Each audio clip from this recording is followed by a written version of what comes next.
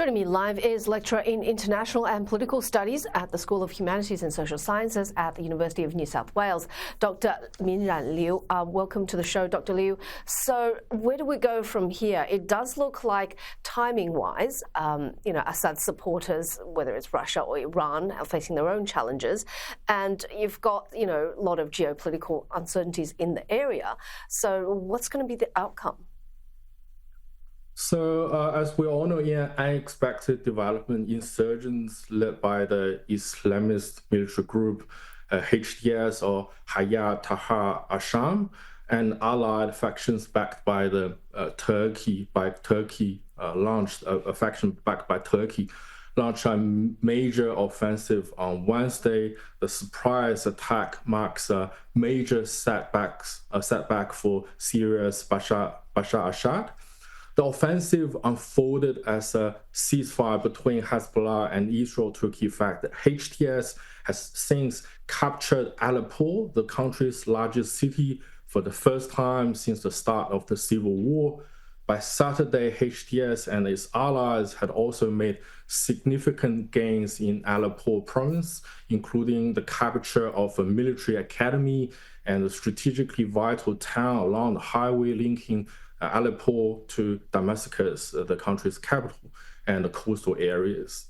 In response, Russia carried out a series of airstrikes on Sunday, attempting to halt the rebels' advance following their capture of Aleppo.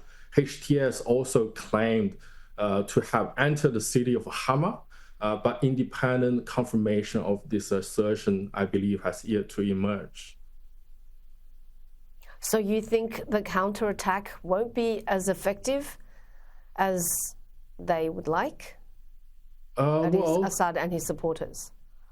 Well, it depends. As we all know, wars and conflicts really happen in isolation. I believe this offensive is directly linked to Assad's backers, Russia and Iran, being stretched thin and resources constrained over the past year due to other problems they're facing. As for now, we know that Russia has responded with a series of airstrikes in Syria, while Iran also declared the country will firmly support the Syrian government and army. We can't underestimate their stakes in Syria or their capacity to mobilize forces in support of Assad. Both Moscow and Tehran have already invested so much, billions of dollars, into the war. But that said, it's still too early to know their next steps. But obviously, Syria needs their help. And how does this change the regional dynamics? And what about the international community response? So I believe the HTS sudden success highlights the ongoing instability in Syria and raises questions about Assad's overall ability to maintain control. The surge in fighting threatens to open another destabilizing front in the Middle East. With Israel already engaged in conflicts against Hamas in Gaza, Hezbollah in Lebanon, there's growing concern that this overlapping crisis could spark a wider and bigger regional crisis.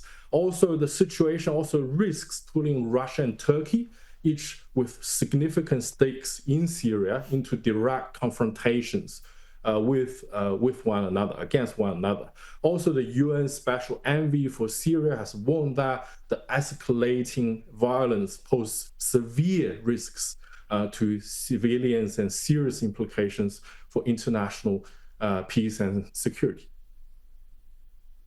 Does it divert attention away from Israel? Well, it could. On the surface, Israel or the West in general, also the United States, is likely to remain further distracted because of the region's complexity. However, I think the broader takeaway is that the Western effort to create a Western-style state system in the Middle East in the past several decades, or even 100 years, has yet to succeed. the region continues to be shaped by competing religious authorities, entrenched family dynasties, and powerful military forces. It's worth remembering that the European states... Those go back thousands of years. Thank you so much for your time, Dr. Minrun Liu from the University of New South Wales.